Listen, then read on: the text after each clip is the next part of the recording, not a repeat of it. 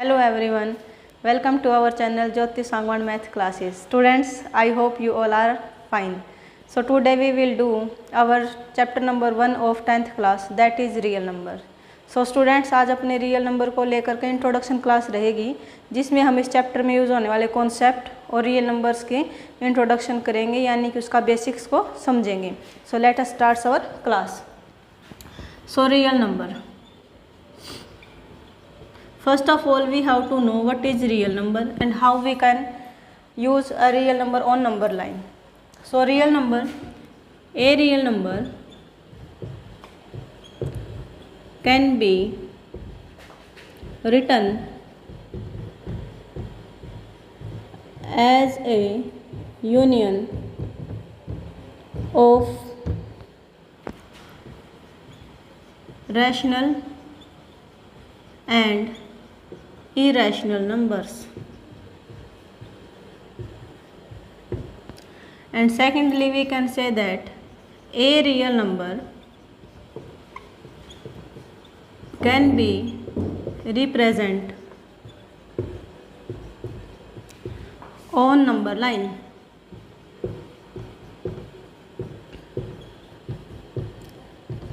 And the third one is a real number can be positive and negative. So students, अब हम इसके बारे में जानेंगे क्या होता है ये. A real number can be written as a union of rational and irrational number, यानी कि जितने भी अपने रैशनल नंबर हैं और इरेशनल नंबर हैं, अगर दोनों को एक साथ मिला देंगे यानी कि उसकी यूनियन बना देंगे.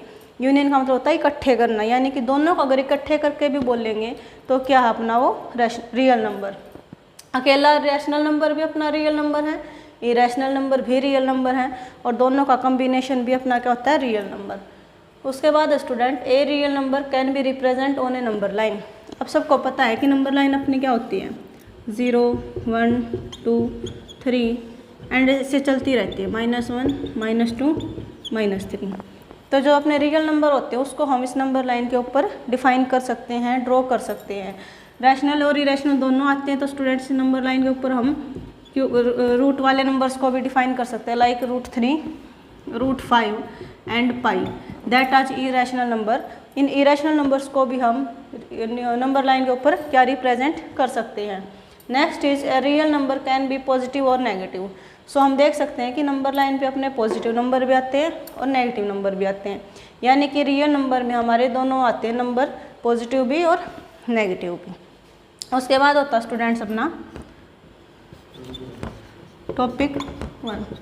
अपना फर्स्ट टॉपिक है fundamental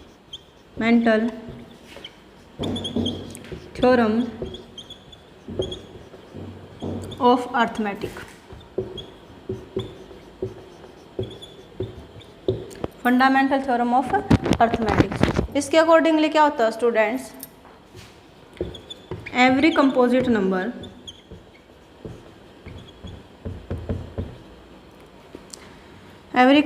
number can be written as a product of prime numbers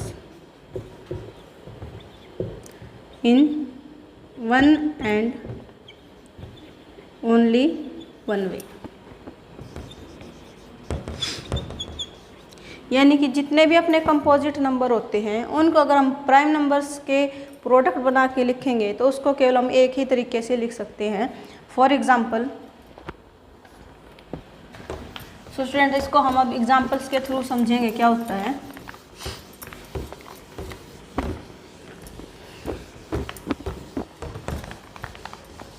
like अभी हमने एग्जांपल लिया 60 and the second number is 420. सो अभी हम इसके क्या बनाएंगे, फैक्टर्स बनाएंगे जो अपने क्या होंगे प्राइम फैक्टर्स.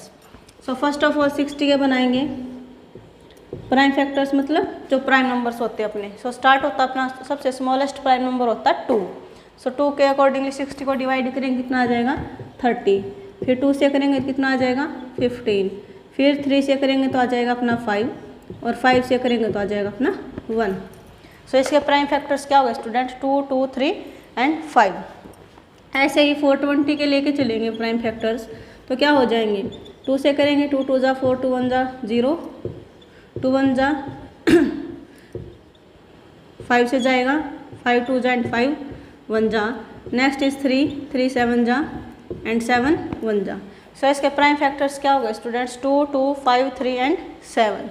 सो इस नंबर को 60 को और 420 को हम प्राइम फैक्टर्स की प्रोडक्ट में कैसे लिख सकते हैं कि 60 को हम राइट कर सकते हैं 2 इंटू 2 इंटू 3 इंटू 5 एंड 420 को हम कैसे कर सकते हैं 2 multiply 2 multiply 3 multiply 5 multiply 7। So students अगर हमें 60 के प्राइम फैक्टर्स बनाने तो इस तरीके से करेंगे, 420 के बनाने तो इस तरीके से करेंगे। अब क्वेश्चन रेज होता है यहाँ पर कि हमें प्राइम फैक्टराइजेशन की नीड क्यों हुई, क्योंकि इसकी नीड हमें HCF और LCM निकालने के लिए यूज़फुल है ये, तो इसलिए हम prime factorisation HCF and LCM के लिए करते हैं।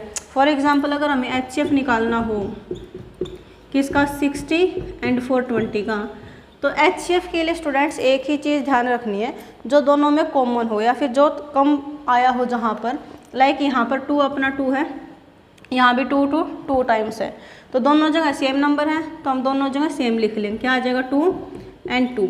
अगर स्टूडेंट्स यहाँ पर ऐसा होता कि एक जगह 2 3 टाइम्स है, एक जगह 2 टाइम्स है, तो हम 2 टाइम्स ही लिखते, लेकिन अब क्या है अपना दोनों जगह सेम नंबर्स है तो हम क्या लिखेंगे 2 इंटू 2, उसकी फिर काट दी होगी। सो 3 है जो अपना ये 1 टाइम यहाँ पर है, 1 टाइम यहाँ पर है, तो नेक्स्ट हो जाएगा अपना 3 एंड उसके बाद 5 5, सो 5। उसके बाद स्टूडेंट्स थोड़ा सा ध्यान देंगे अपना, तो यहाँ पर है 7 बट 60 वाले में अपना प्राइम फैक्टर नहीं है 7, तो HCF के अंदर हम काउंट उसको नहीं करेंगे। सो अवर HCF of 60 and 420 is 2 2 3 and 5।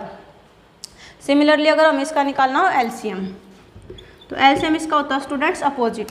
HCF में हम फैक्टर्स जो कम होते हुए लिखते हैं, LCM के अंदर हम जो ज़्यादा क्वांटिटी में होंगे उनको लिखेंगे और जो नहीं है मतलब एक ही जगह पे उसको भी काउंट करेंगे। जैसे 2 2 2 2 2 टाइम्स है तो 2 टाइम्स इसको लिख लिया, उसके बाद 3 है, यहाँ भी 3 है तो 3 लिख लिया, उसके बाद 5 देखो यहाँ भी है यहाँ भी है और एक ही बार है तो हम एक ही बार लिखेंगे, उसके बाद 7 यहाँ पर है बट यहाँ पे नहीं है, तो LCM के अकॉर्डिंगली हमें कॉमन पॉइंट्स को नहीं देखना, हर नंबर को देखना है, तो यहाँ पर 7 है तो यहाँ पर भी हम 7 लिखेंगे। तो HCF हो जाएगा 60 और 420 का 2 2 जा 4 4 3 जा 12 12 5 जा 60, सो अगेन 60। सो LCM अपना आ जाएगा कितना 420। सो आई होप कि आपको HCM और LCM निकालना आया होगा स्टूडेंट्स। उसके बाद अपना HCF और LCM को लेकर एक कॉन्सेप्ट और है जिसको मैं आपको भी बता देती हूँ, that is relation between HCF and LCM। Relationship between HCF and LCM। सो ये कैसे होता है स्टूडेंट्स, रिलेशन क्या होता है HCF और LCM के अंदर, ये जो अपना HCF होता है और जो LCM होता है दोनों की मल्टीप्लाई इज इक्वल्स टू जाएगा जिस नंबर्स का हमने HCF और LCM निकालना है, किनका, प्रोडक्ट ऑफ नंबर्स। जिन दो नंबर्स का हमने HCF और LCM निकालना है उन दोनों की प्रोडक्ट जो करेंगे वो उनकी HCF और LCM के इक्वल आएगी, मल्टीप्लाई के। इसके अकॉर्डिंगली हम क्वेश्चंस कैसे निकालते हैं, let us take 2 numbers which is 66 and 420 and we have to given that HCF is 6। so next अपना क्वेश्चन आएगा फाइंड LCM। इस टाइप के जो क्वेश्चंस होते हैं कि हमारे पास 2 नंबर दे रखे हों, उनका एक HCF या फिर LCM में से एक चीज़ हमें दे रखी हो, तो सेकंड हम कैसे निकाल लेंगे। तो 66 और 420 नंबर्स हो गए हमारे पास, तो क्या होता है HCF into LCM equals to product of numbers, यानी कि HCF multiply LCM is equals to product of numbers, ऐसे होता है। तो अपना HCF कितना है 6, LCM हमें फाइंड आउट करना है, उसके बाद प्रोडक्ट ऑफ नंबर यानी कि 66 मल्टीप्लाई बाई 420। अब ध्यान से देखेंगे स्टूडेंट्स, हमें क्या निकालना है, एलसीएम। तो 6 यहाँ पर हमारे पास एक्स्ट्रा है, उसको दूसरी साइड लेके जाएंगे, यानी कि RHS में लेके जाएंगे, तो इधर ये मल्टीप्लाई में है, दूसरी साइड आके हो जाएगा डिवाइड में। So LCM is equal to 66 multiply 420/6। So 6 से कट जाएगा 11 पे, तो अपना LCM क्या आ जाएगा, 0, 11 2 जा 22, 11 4 जा 44 एंड 2 46। तो अपना LCM क्या आ जाएगा, 4620। सो स्टूडेंट्स, आई होप कि आपको ये कॉन्सेप्ट समझ में आया होगा। इसके बाद इस चैप्टर के अंदर हम किस तरीके के क्वेश्चंस करते हैं कि आपको कोई भी नंबर दे देगा, लाइक √2, √3, √5 इस तरीके से, और आपसे पूछेगा कि हमें प्रूव करके दिखाओ कि ये इरेशनल नंबर है। We have to prove that √2 is an irrational number. Prove √2 is an irrational number. Irrational number. तो इस टाइप के क्वेश्चंस को हम हमेशा ही कॉन्ट्राडिक्शन से प्रूव करेंगे स्टूडेंट्स, कि हम क्या करेंगे, √2 को एक रैशनल नंबर मान के चलेंगे। इरेशनल प्रूव करना है, इस टाइप के क्वेश्चंस को हमेशा ही कॉन्ट्राडिक्शन के साथ प्रूव किया जाता है। दैट मीन्स अगर हम इसको करेंगे प्रूफ, लेट अस अज्यूम, इसके स्टेप्स डिफाइन होते हैं स्टूडेंट्स की, बस इसके बाद हमें ये स्टेप करना है, इसके बाद ये स्टेप करना है। बस उन स्टेप्स को अगर आपने रिमाइंड कर लिया तो ये क्वेश्चन इजीली आप कर सकोगे। Let us assume that √2 is a rational number. क्या किया हमने, रैशनल नंबर इसको अज्यूम कर लिया। अब रैशनल नंबर अज्यूम किया है तो ये हम सबको पता है कि रैशनल नंबर क्या होता है, a/b की फॉर्म में होता है। That means √2 can be written as a/b, और यहाँ पे क्या होता है कि b नॉट इक्वल्स टू 0 होगा। उसके साथ आपको एक कंडीशन और ऐड करनी है यहाँ पर कि a and b are co-prime numbers. Co-prime numbers कि जो अपने a और b हैं वे दोनों ही क्या हैं, को-प्राइम नंबर्स हैं। b not equals to 0। अब यहाँ पे कंडीशन हमने क्यों लिखी है, क्योंकि अगर हमने b को यहाँ पर 0 लिख दिया, यानी कि a/0, तो कोई भी नंबर को अगर हम 0 से डिवाइड करेंगे तो वो इनडिटर्मिनेंट फॉर्म होती है, यानी कि उसको हम डिफाइन नहीं कर सकते, इनडेफिनेट नंबर हो जाता है। तो इसलिए हम b not equals to 0 define करेंगे यहाँ पर। उसके बाद मैंने एक लाइन लिखी कि a and b are co-prime numbers. अब ये को-प्राइम नंबर क्या होता है, यहाँ पर को-प्राइम का मतलब होता है ऐसे नंबर्स जिसके अंदर सिर्फ 1 को छोड़ के और कोई कॉमन नंबर ना आए, यानी कि दोनों नंबर्स 1 से ही डिवाइड हो और कोई नंबर यहाँ इन दोनों नंबर्स को डिवाइड ना कर सके। तो इस तरीके से लेंगे स्टूडेंट्स। इसके बाद अपना नेक्स्ट स्टेप होता है squaring on both sides. Squaring on both sides, अगर हम दोनों साइड्स इसका स्क्वायर करेंगे तो क्या हो जाएगा, √2 square is equals to a/b whole square. अब इसके बाद करेंगे तो स्क्वायर रूट और 2 आ जाएगा, तो स्क्वायर करेंगे तो स्क्वायर रूट कैंसिल आउट हो जाता है, तो क्या बन गया 2। अब a/b का स्क्वायर है, दैट मीन्स a²/b²। अब अगर हम इसकी क्रॉस मल्टीप्लाई करेंगे तो क्या हो जाएगा, 2b² is equals to a²। 2b² is equals to a²। अब यहाँ से हम देखें कि a² जो है वो 2b² के इक्वल है, यानी कि 2 इसका कहीं ना कहीं फैक्टर रहा होगा, तब जाके इसके इक्वल बना होगा 2b² के। तो यहाँ पर एक रिजल्ट होता है students, if p is a prime number and p divides A number a²। अगर p कोई भी नंबर हो प्राइम और वो a² को डिवाइड करता हो, देन p मस्ट डिवाइड्स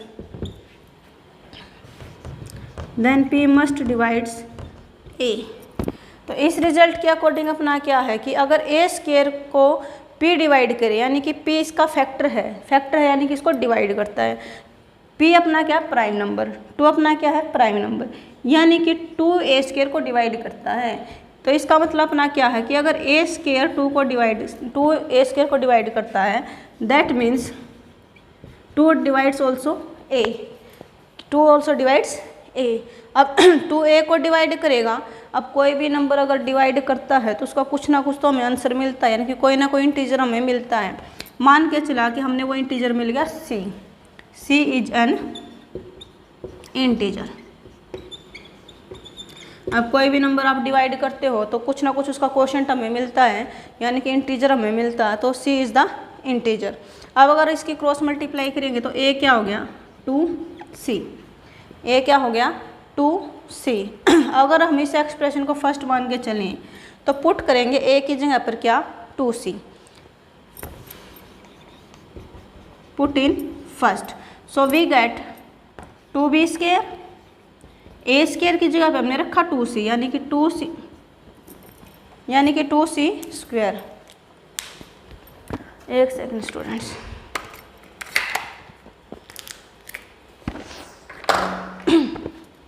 अब अगर हमने ए की जगह पे 2c रखा है यानी कि 2c स्क्वायर, अब इसको सोल्व आउट करेंगे तो हमें मिलेगा 2b स्क्वायर, 2 का स्क्वायर करेंगे तो हो गया 4 और c का स्क्वायर करेंगे तो हो गया 4c स्क्वायर। ऐसे स्टूडेंट अगर हम करेंगे तो b स्क्वायर हमें मिल जाएगा 2c स्क्वायर।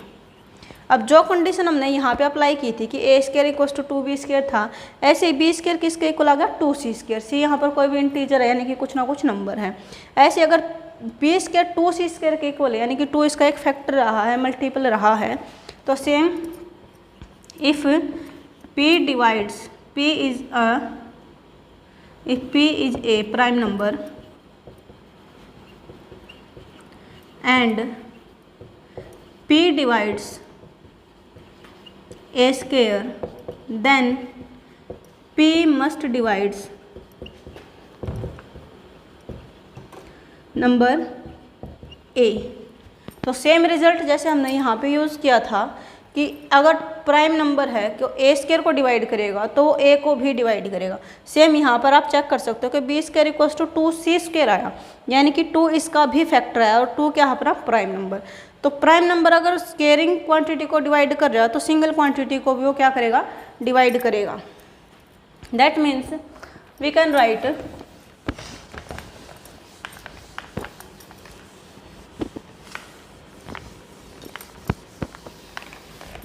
सो स्टूडेंट्स यहाँ से हम राइट क्या कर सकते हैं कि अगर b स्क्वायर 2 को डिवाइड करता है that means b is also divisible by 2। अब 2 से डिवाइड होता है दैट मीन्स कुछ ना कुछ तो यहाँ पर इंटीजर फिर भी रहा होगा, डिवाइड करके कोई ना कोई नंबर हमें फिर से मिला होगा। Let us consider it d, d is any integer, d is any integer. So students यहाँ में क्या मिल गया b is equals to 2d, b is equals to 2d। So students थोड़ा सा देखेंगे तो जो हमने पहले लिखा था कि b इसका क्या था 2 क्या था कॉमन था, यानी 2 a को भी डिवाइड करता है 2 b को भी डिवाइड करता है, यानी कि 2 हमें एक ऐसा फैक्टर मिल गया जो a और b दोनों को डिवाइड करता है। That means 2 divides both a and b, यानी कि जो 2 है अपना वो दोनों को डिवाइड करता है, a को भी और b को भी, यानी कि दोनों को डिवाइड करता है। तो 2 इसका एक फैक्टर है। और अभी हमने स्टार्टिंग में अज्यूम किया था कि a और b को प्राइम नंबर हैं, यानी कि इनके अंदर 1 को लेकर के और कोई भी नंबर ऐसा नहीं है जो दोनों को डिवाइड करेगा। तो ये तो कॉन्ट्राडिक्शन हो गया अपना। That means a and b are not co prime, यानी कि a और b को प्राइम नहीं है। इसका मतलब क्या अपनी assumption is wrong, so our assumption is wrong.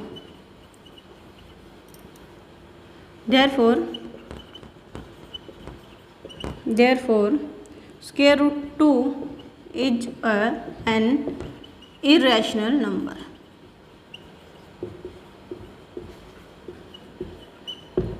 Students हमें यही प्रूव करना था कि स्क्वायर रूट 2 क्या है इरेशनल नंबर है। सो स्टूडेंट्स इस टाइप के क्वेश्चंस के अंदर हमें बस जिनके 3 या 4 स्टेप होते हैं उनको आप अच्छे से रीड करें, रिमाइंड करें, तो फिर आपको ये क्वेश्चंस डिफ़िकल्ट नहीं लगेंगे। आई होप कि आपको ये कॉन्सेप्ट समझ आया होगा। नेक्स्ट वीडियो में हम एक्सरसाइज स्टार्ट करेंगे, that is exercise 1.1। So I hope you enjoy this class। So please like, share, subscribe and comment in the comment section. Thank you students.